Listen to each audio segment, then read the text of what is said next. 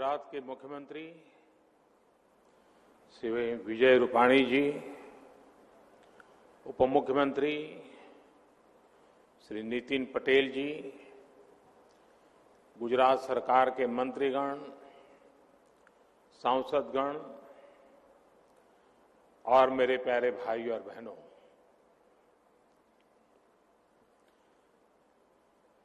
कियो कच्छी माड़ुओ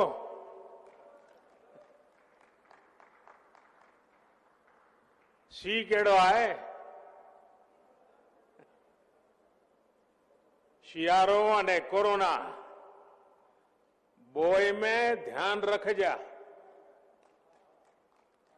आज कच्छ अची मुके बेवड़ी खुशी थई रही है। बेवड़ी एटले आए के कच्छड़ो मुझे दिलजे बोरो आए। ब्यो एतरे कि आज कच्छ गुजरात न पण देश जी ओळख में पण हकड़ो तारो जोड़े लाए मैंने तो। साथियों, आज गुजरात और देश के महान सपूत सरदार वल्लभ भाई पटेल जी की पुण्यतिथि भी है। मां नर्मदा के जल से गुजरात का कायाकल्प करने का सपना देखने वाले सरदार साहब का सपना तेजी से पूरा हो रहा है। केवड़िया में उनकी दुनिया की सबसे ऊंची प्रतिमा हमें दिन रात एकजुट होकर देश के लिए काम करने की प्रेरणा देती है। सरदार साहब का स्मरण करते हुए हमें इसी तरह देश और गुजरात का गौरव बढ़ाते ही रहना है। साथियों, आज कच्छ में भी नई ऊर्जा का संचार हो रहा है। सोचिए, हमारे कच्छ में दुनिया का सबसे बड़ा हाइब्रिड रिन्यूएबल एनर्जी पार्क, और ये कितना बड़ा है? जितना बड़ा सिंगापुर देश है, बहरीन देश है, लगभग उतने बड़े क्षेत्र में कच्छ का ये रिन्यूएबल एनर्जी पार्क होने वाला है। अब आपको अंदाज आता होगा कि कितना विशाल होने वाला है। 70,000 हेक्टेयर, यानी भारत के बड़े बड़े शहरों से भी बड़ा ये कच्छ का रिन्यूएबल एनर्जी पार्क। ये जब सुनते हैं ना, ये शब्द कान में पड़ते हैं, ये सुनकर कितना अच्छा लगता है। लगता है कि नहीं लगता है कच्छ वालों को? मन कितना गर्व से भर जाता है। साथियों, आज कच्छ ने न्यू एज टेक्नोलॉजी और न्यू एज इकोनॉमी दोनों ही दिशा में बहुत बड़ा कदम उठाया है। खावड़ा में रिन्यूएबल एनर्जी पार्क हो, मांडवी में डिसैलिनेशन प्लांट हो, और अंजार में सरहद डेयरी के नए ऑटोमेटिक प्लांट का शिलान्यास, तीनों ही कच्छ की विकास यात्रा में नए आयाम लिखने वाले हैं। और इसका बहुत बड़ा लाभ यहां के मेरे किसान भाइयों बहनों को, पशुपालक भाइयों बहनों को, यहां के सामान्य नागरिकों को और विशेषकर हमारी माताओं बहनों को होने वाला है। साथियों, मैं जब कच्छ के विकास की बात करता हूं तो मन में बहुत सारी पुरानी सारी यादें, सारी तस्वीरें एक साथ आने लगती है। एक समय कहा जाता था कच्छ इतनी दूर है, विकास का नामो निशान नहीं है, कनेक्टिविटी नहीं है, बिजली, पानी, सड़क चुनौती का एक प्रकार से दूसरा नाम ही ये था। सरकार में भी ऐसा कहा जाता था कि अगर किसी को पनिशमेंट पोस्टिंग देना है तो कच्छ में भेज दो, और लोग भी कहते हैं मुझे तो काला पानी की सजा हो गई। आज स्थिति ऐसी है कि लोग सिफारिश करते हैं मुझे कुछ समय कच्छ में मौका मिल जाए काम करने का। कुछ लोग तो ये भी कहते थे कि इस क्षेत्र में विकास कभी हो ही नहीं सकता। ऐसे ही हालत में कच्छ में भूकंप की त्रासदी भी आई। जो भी बचा खुचा था भूकंप ने वो भी तबाह कर दिया था। लेकिन एक तरफ माता आशापुरा देवी और कोटेश्वर महादेव का आशीर्वाद, तो दूसरी तरफ कच्छ के मेरे खमीरवंत लोगों का हौसला, उनकी मेहनत, उनकी इच्छा शक्ति। सिर्फ कुछ ही वर्षों में इस इलाके के लोगों ने वो कर दिखाया जिसकी कोई कल्पना भी नहीं कर सकता था। कच्छ के लोगों ने निराशा को आशा में बदला। मैं समझता हूं यही तो माता आशापुरा देवी के आशीर्वाद है। यहां निराशा का नाम नहीं, आशा ही आशा होती है। भूकंप में उनके घर, भूकंप ने भले उनके घर गिरा दिए थे, लेकिन इतना बड़ा भूकंप भी कच्छ के लोगों के मनोबल को नहीं गिरा पाया था। कच्छ के मेरे भाई बहन फिर खड़े हुए, और आज देखिए इस क्षेत्र को उन्होंने कहां से कहां पहुंचा दिया है। साथियों, आज कच्छ की पहचान बदल गई है। आज कच्छ की शान और तेजी से बढ़ रही है। आज कच्छ देश के तेजी से विकसित होते क्षेत्रों में से एक अहम क्षेत्र बन गया है। यहां की कनेक्टिविटी दिनों दिन बेहतर हो रही है। इस सीमावर्ती इलाके में लगातार पलायन, और पहले तो जनसंख्या का हिसाब देख लीजिए, माइनस ग्रोथ होता था, और जगह पे जनसंख्या बढ़ती थी, यहां कम होती थी क्योंकि लोग चले जाते थे। और ज्यादातर सीमावर्ती इलाके से लोग पलायन कर जाते थे, और उसके कारण सुरक्षा के लिए भी मुश्किल पैदा होना बहुत स्वाभाविक था। अब जब पलायन रुका है तो जो गांव कभी खाली हो रहे थे उनमें रहने के लिए लोग वापिस आते जा रहे हैं। इसका बहुत बड़ा प्रभाव, सकारात्मक प्रभाव राष्ट्रीय सुरक्षा पर भी पड़ा है। साथियों, जो कच्छ कभी वीरान रहता था, वही कच्छ देश और दुनिया के पर्यटकों का प्रमुख केंद्र बन रहा है। कोरोना ने जरूर मुश्किलें खड़ी की है, लेकिन कच्छ का सफेद रण, कच्छ का रणोत्सव पूरी दुनिया को आकर्षित करता है। एवरेज औसतन 4 से 5 लाख टूरिस्ट रणोत्सव के दौरान यहां आते हैं। सफेद रेगिस्तान और नीले आसमान का आनंद उठाते हैं।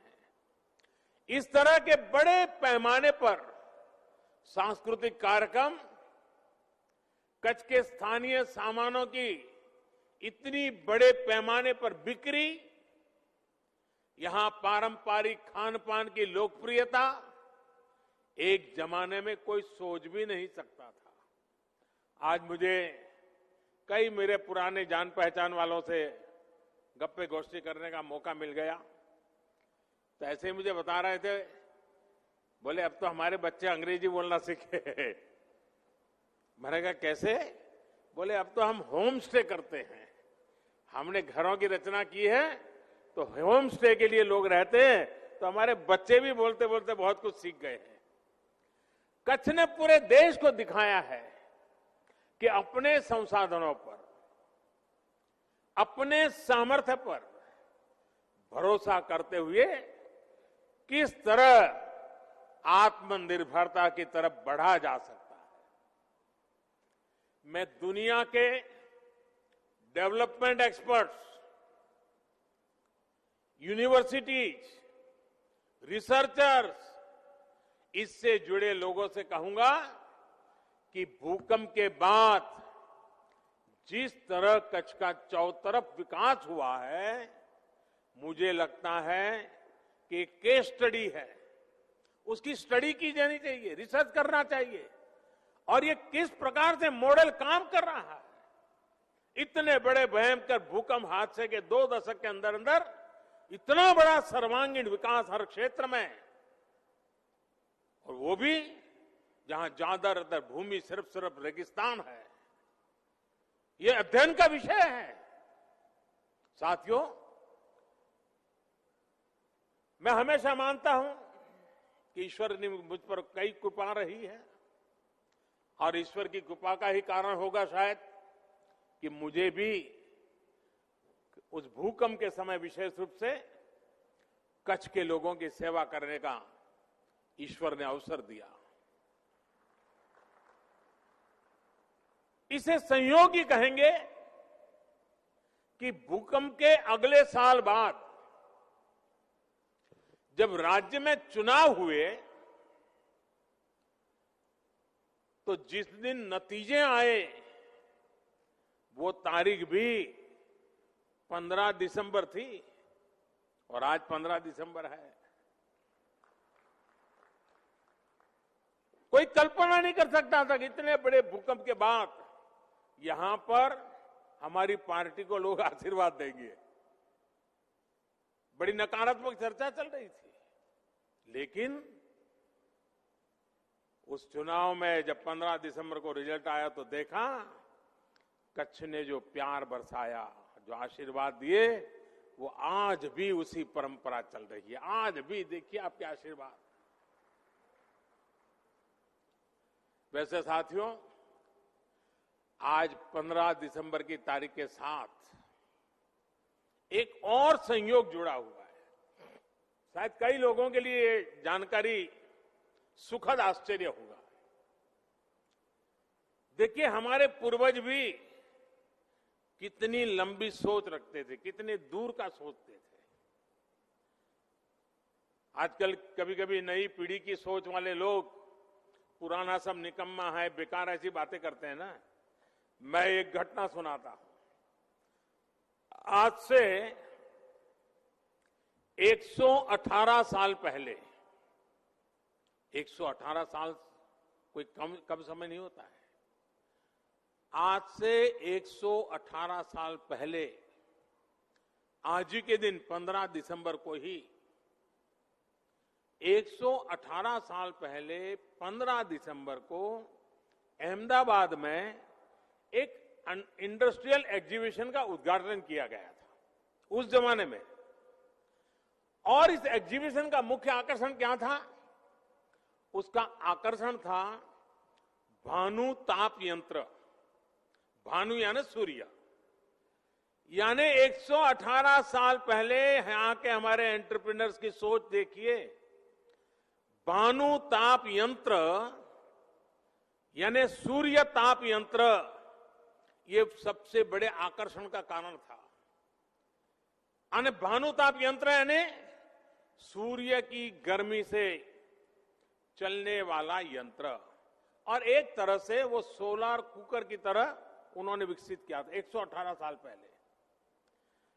आज 118 साल बाद आज 15 दिसंबर को ही सूरज की गर्मी से चलने वाले इतने बड़े रिन्यूएबल एनर्जी पार्क का उद्घाटन हो किया गया है।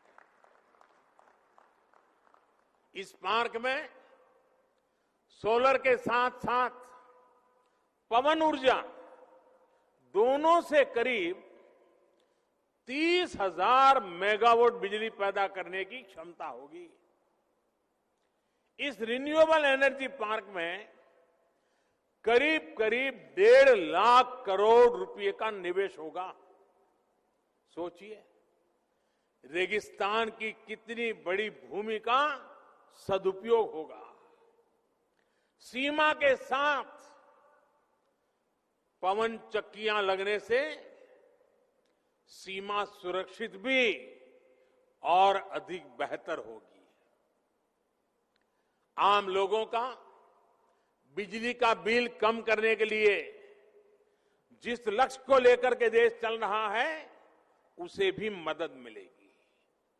इस प्रोजेक्ट से किसानों और उद्योगों दोनों को बहुत बड़ा लाभ होगा, और सबसे बड़ी बात, इससे प्रदूषण कम होगा, हमारे पर्यावरण को भी लाभ होगा।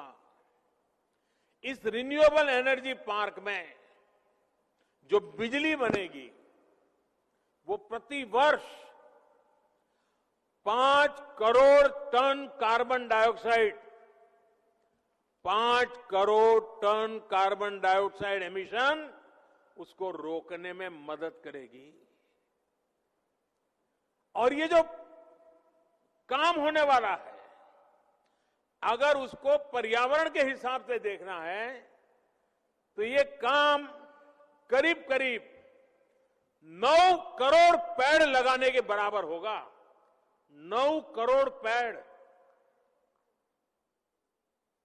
ये एनर्जी पार्क भारत में per capita carbon dioxide emission को भी कम करने में बहुत बड़ा योगदान देगा। इससे करीब 1 लाख लोगों को रोजगार के नए अवसर भी उपलब्ध होंगे। इसका बहुत बड़ा लाभ कच्छ के मेरे युवाओं को होगा।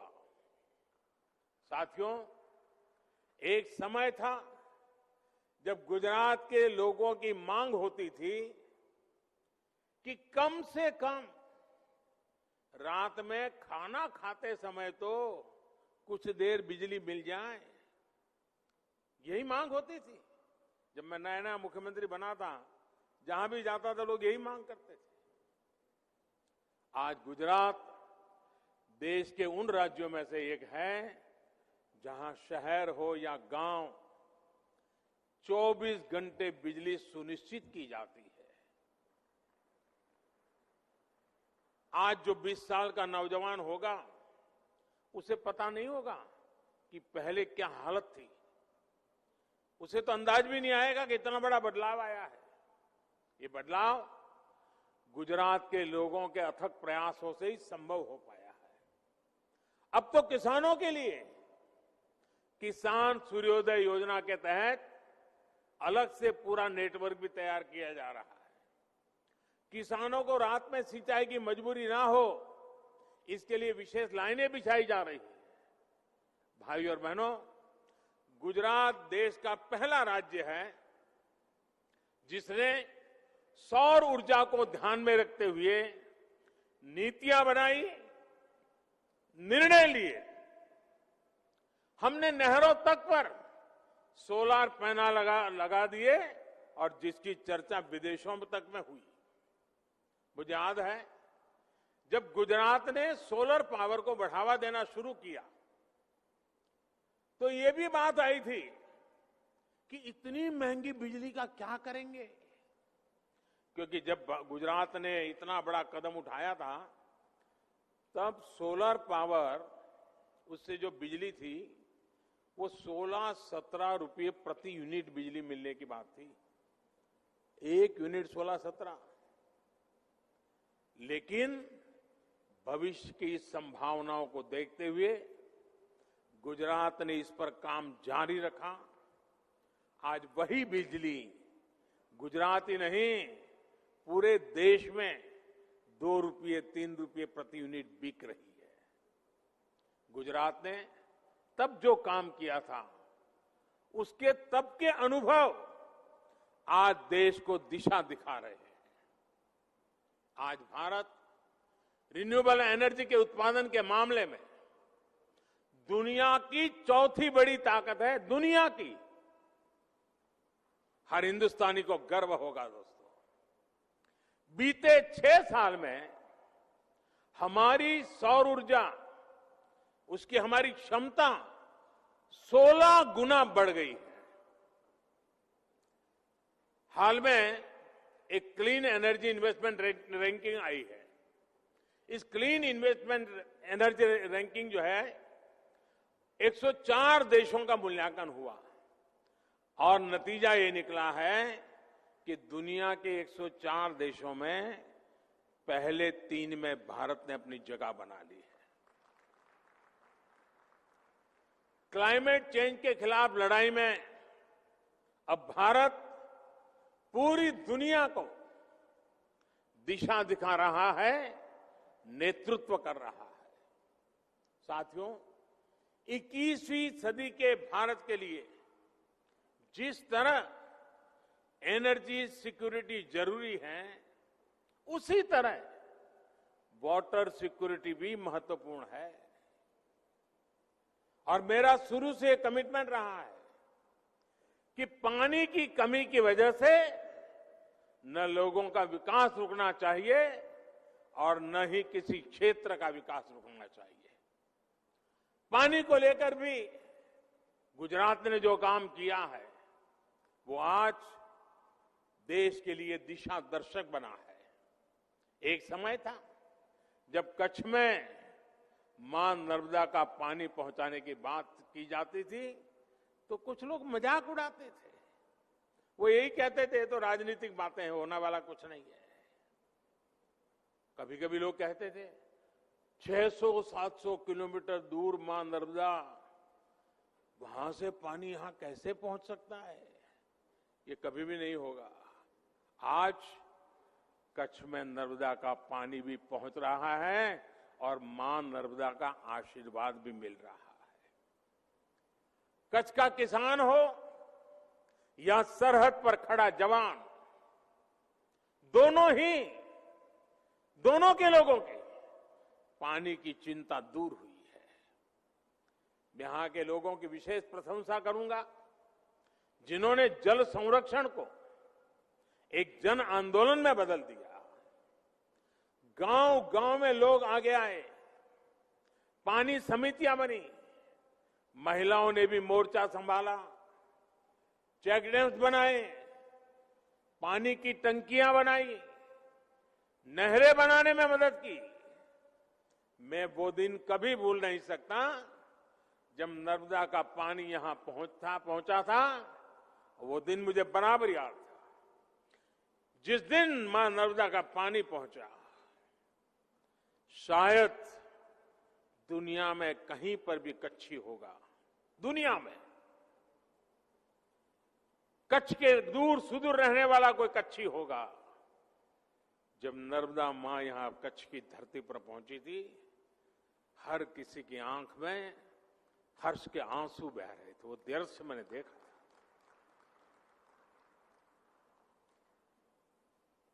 पानी क्या है, ये कच्छ के लोग जितना समझ सकते हैं, शायद कोई समझ सकता है।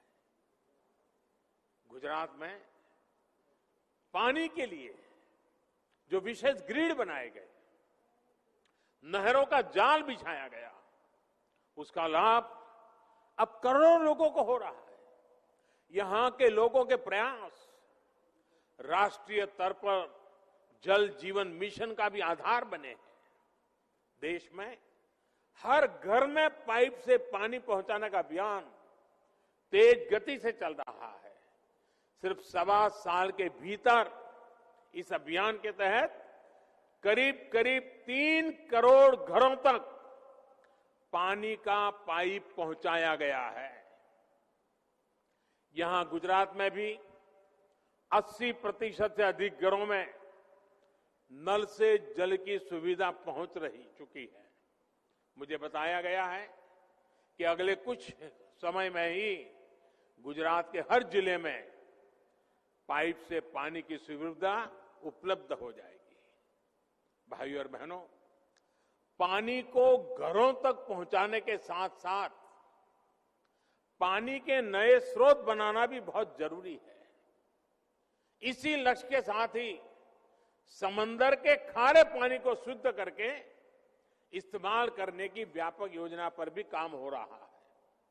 मांडवी में तैयार होने वाला desalination plant, Narmada grid, SAUNI network और वेस्ट वाटर ट्रीटमेंट जैसे प्रयासों को और विस्तार देगा। पानी सफाई का ये प्लांट जब तैयार हो जाएगा तो इससे मांडवी के अलावा मुंद्रा, नखत्राना, लखपत और अबडासा के लाखों परिवारों को इसका लाभ होगा। इस प्लांट से इन क्षेत्र के करीब 8 लाख लोगों को रोज टोटल मिलाकर के 10 करोड़ लीटर साफ पानी की सप्लाई हो सकेगी। एक और लाभ ये होगा कि सैकड़ों किलोमीटर दूर से यहां आ रहा नर्मदा का पानी, उसका भी हम ज्यादा अच्छा सदुपयोग कर पाएंगे। ये पानी कच्छ के अन्य तालुका जैसे रापर, भचाऊ, गांधीधाम और अंजार को सुचारू रूप से मिल सकेगा। साथियों, कच्छ के अलावा दहेज, द्वारिका, घोघा, भावनगर, गिर सोमनाथ, वहां पर भी ऐसे प्रोजेक्ट आने वाले में शुरू होने जा रहे हैं। मुझे विश्वास है कि समंदर किनारे बसे दूसरे राज्यों को भी मांडवी का ये प्लांट नई प्रेरणा देगा, उन्हें प्रोत्साहित करेगा। भाइयों और बहनों, समय और जरूरत के साथ बदलाव करना, यही कच्छ की, गुजरात की ताकत है। आज गुजरात के किसान, यहां के पशुपालक, यहां के हमारे मछुआरे साथी पहले से कहीं बेहतर स्थिति में है। इसका एक कारण यह भी है कि यहां खेती की परंपरा को आधुनिकता से जोड़ा गया, फसलों की विविधता पर फोकस किया गया। कच्छ सहित गुजरात में किसान ज्यादा डिमांड और ज्यादा कीमत वाली फसलें उसकी तरफ मुड़ गए और आज उसमें आगे बढ़ रहे हैं। अब यही हमारे कच्छ में से देखिए, यहां के खेत उत्पादन विदेशों में एक्सपोर्ट हो, क्या किसी ने कभी सोचा था? आज हो रहे हैं। यहां खजूर, यहां कमलम, ड्रैगन फ्रूट, उस उत्पादों को खेती ज्यादा होने लगी है। सिर्फ 1.5 दशक में गुजरात में कृषि उत्पादन में 1.5 गुना से ज्यादा बढ़ोतरी दर्ज की गई है। भाइयों और बहनों, गुजरात में कृषि सेक्टर मजबूत होने का एक और बड़ा कारण ये रहा है कि यहां बाकी उद्योगों की तरह ही खेती से जुड़े व्यापार में भी सरकार टांगनी अड़ाती है, दखल बखल नहीं करती है। सरकार अपनी दखल बहुत सीमित रखती है, खुला छोड़ दिया है। आज हम देखते हैं कि डेयरी और फिशरीज, इससे जुड़े 2 सेक्टर ऐसे हैं जो देश में सबसे तेजी से विकास हो रहा है। बहुत कम लोगों ने इसका स्टडी किया है, बहुत कम लोग इसको लिखते हैं। गुजरात में भी दूध आधारित उद्योगों का व्यापक प्रसार इसलिए हुआ क्योंकि इसमें सरकार की तरफ से पाबंदियां कम से कम रही। सरकार जरूरी सहूलियत देती है, बाकी का काम या तो कोऑपरेटिव सेक्टर वाले करते हैं या तो हमारे किसान भाई बहन करते हैं। अब आज अंजार की सरहद डेयरी भी इसका एक उत्तम उदाहरण है। मुझे याद है जब मैं कच्छ में डेयरी होनी चाहिए इस बात को लेकर के शुरू में बात करता था, तो जिससे मिलूं सब निराशा की बात करते, सब कहते थे साहब क्या अब यहाँ क्या, ठीक है थोड़ा बहुत हम इधर उधर कर देते हैं। मैंने कहा भाई छोटे से भी शुरू करना है, देखते हैं क्या होता है। वो छोटा सा काम आज कहां पहुंच गया है देखिए। इस डेयरी ने कच्छ के पशुपालकों का जीवन बदलने में बड़ी भूमिका निभाई है। कुछ साल पहले तक कच्छ से, और वो भी बहुत कम मात्रा में, दूध को प्रोसेसिंग के लिए गांधीनगर की डेयरी में लाया जाता था, लेकिन अब वही प्रोसेसिंग अंजार के डेयरी प्लांट में हो रही है। इससे हर दिन ट्रांसपोर्टेशन में ही किसानों के लाखों रुपए बच रहे हैं। अब सरहद डेयरी के ऑटोमेटिक प्लांट की क्षमता और बढ़ने जा रही है। आने वाले दिनों में यहां का डेयरी प्लांट हर दिन 2 लाख लीटर ज्यादा दूध की प्रोसेसिंग करेगा। इसका आसपास के जिलों के पशुपालकों को बहुत लाभ होगा। यही नहीं, नए प्लांट में दही, बटर मिल्क, लस्सी, मक्खन, खोआ जैसे अनेक मिल्क प्रोडक्ट्स में वैल्यू एडिशन भी संभव हो पाएगा। साथियों, डेयरी सेक्टर में जिन पशुपालकों को लाभ हो रहा है उसमें से ज्यादातर छोटे किसान ही है।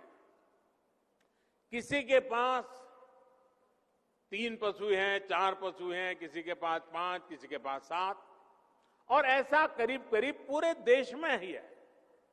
यहां कच्छ की बन्नी भैंस, ये हमारी बन्नी भैंस तो दुनिया में अपना नाम कमा रही है। कच्छ में तापमान चाहे 45 डिग्री हो या फिर तापमान 0 से नीचे हो, बन्नी भैंस आराम से सब कुछ सहती है और बहुत मौज से रहती है। इसे पानी भी कम चाहिए और चारे के लिए वो दूर दूर तक चल करके जाने में बन्नी की भैंस को कोई दिक्कत नहीं होती। एक दिन में ये भैंस औसतन करीब करीब 15 लीटर दूध देती है और इससे सालाना कमाई 2 से 3 लाख रुपए तक की होती है। मुझे बताया गया है कि अभी हाल में ही एक बन्नी भैंस 5 लाख रुपए से भी ज्यादा में बिकी है। देश के और लोग सुनते होंगे, उनको आश्चर्य होगा, बन्नी की भैंस 5 लाख रुपया, यानी जितने में 2 छोटी कार खरीदे इतने में बन्नी की एक भैंस मिलती है। साथियों, साल 2010 में बन्नी भैंस को राष्ट्रीय मान्यता भी मिली थी। आजादी के बाद भैंस की ये पहली ब्रीड थी जिसे राष्ट्रीय स्तर पर इस तरह की मान्यता मिली। साथियों, बन्नी भैंस के दूध का कारोबार और उसके लिए बनी व्यवस्था यहां कच्छ में बहुत सफल रही है। देश में बाकी जगह पर भी दूध उत्पादक और दूध का व्यवसाय करने वाला प्राइवेट और कोऑपरेटिव सेक्टर दोनों एक दूसरे से जुड़े हैं और एक बेहतरीन सप्लाई चेन उन्होंने खड़ी की है। इसी तरह फल सब्जी से जुड़े व्यवसाय में भी ज्यादातर बाजारों पर सरकारों का सीधा दखल नहीं है। साथियों, यह उदाहरण मैं विस्तार से इसलिए दे रहा हूं क्योंकि आजकल दिल्ली के आसपास किसानों को भ्रमित करने की बड़ी साजिश चल रही है। उन्हें डराया जा रहा है कि नए कृषि सुधारों के बाद किसानों की जमीन पर दूसरे कब्जा कर लेंगे। भाइयों बहनों, मैं आपसे जानता हूं, क्या कोई डेयरी वाला आपसे दूध लेने का कॉन्ट्रैक्ट करता है तो आपकी गाय भैंस ले जाता है क्या? कोई फल सब्जी खरीदने का उद्यम करता है तो क्या आपकी जमीन ले जाता है क्या? आपके प्रॉपर्टी उठा के ले जाता है क्या? साथियों, हमारे देश में डेयरी उद्योग का योगदान कृषि अर्थव्यवस्था के कुल मूल्य में 25% से भी ज्यादा है। ये योगदान करीब करीब 8 लाख करोड़ रुपए होता है। दूध उत्पादन का कुल मूल्य अनाज और दाल के कुल मूल्य से भी ज्यादा होता है। इस व्यवस्था में पशुपालकों को आजादी मिली हुई है। आज देश पूछ रहा है कि ऐसी ही आजादी अनाज और दाल पैदा करने वाले छोटे और सीमांत किसानों को क्यों नहीं मिलनी चाहिए? साथियों, हाल में हुए कृषि सुधारों की मांग बरसों से की जा रही थी। अनेक किसान संगठन भी पहले ही मांग करते थे कि अनाज को कहीं पर भी बेचने का विकल्प दिया जाए। आज जो लोग विपक्ष में बैठकर किसानों को भ्रमित कर रहे हैं, वो भी अपनी सरकार के समय इन कृषि सुधारों के समर्थन में थे, लेकिन अपनी सरकार के रहते वो निर्णय नहीं ले पाए, किसानों को झूठे दिलासे देते रहे। आज जब देश ने यह ऐतिहासिक कदम उठा लिया तो यही लोग किसानों को भ्रमित करने में जुट गए हैं। मैं अपने किसान भाई बहनों से फिर एक बार कह रहा हूं, बार बार दोहराता हूं कि उनकी हर शंका के समाधान के लिए सरकार 24 घंटे तैयार है। किसानों का हित पहले दिन से हमारी सरकार की सर्वोच्च प्राथमिकताओं में से एक रहा है। खेती पर किसानों का खर्च कम हो, उन्हें नए नए विकल्प मिले, उनकी आय बढ़े, किसानों की मुश्किलें कम हो, इसके लिए हमने निरंतर काम किया है। मुझे विश्वास है हमारी सरकार की ईमानदार नीयत, हमारी सरकार के ईमानदार प्रयास और जिसको करीब करीब पूरे देश ने आशीर्वाद दिए हैं, देश के हर कोने के किसानों ने आशीर्वाद दिए हैं। मुझे विश्वास है कि किसानों के आशीर्वाद की ये ताकत, देश भर के किसानों के आशीर्वाद की ताकत, जो भ्रम फैलाने वाले लोग हैं, जो राजनीति करने पर तुले हुए लोग हैं, जो किसानों के कंधे पर बंदूकें फोड़ रहे हैं, देश के सारे जागरूक किसान उनको भी परास्त करके रहेंगे। भाइयों बहनों, इसी के साथ मैं फिर एक बार कच्छ को अनेक अनेक बधाई देता हूं। अभी कुछ देर में जब मैं यहां आया हूं तो रणोत्सव के प्रति मेरा आकर्षण तो रहता ही है। कच्छ की विरासत, यहां की संस्कृति को नमन कर रहे एक और कार्यक्रम रणोत्सव का भी हिस्सा लूंगा। फिर से एक बार थोड़ा उस पल को जीने का प्रयास करूंगा। कच्छ के विश्व प्रसिद्ध व्हाइट डेजर्ट की यादें भी अपने साथ फिर एक बार आज दिल्ली ले चला जाऊंगा। कच्छ विकास की नई ऊंचाइयां छूता रहे, मेरी हमेशा यही कामना रहेगी। मैं फिर एक बार आप सबको बहुत बहुत बधाई देता हूं, बहुत बहुत शुभकामनाएं देता हूं। बहुत बहुत आभार। बहुत बहुत बहुत धन्यवाद माननीय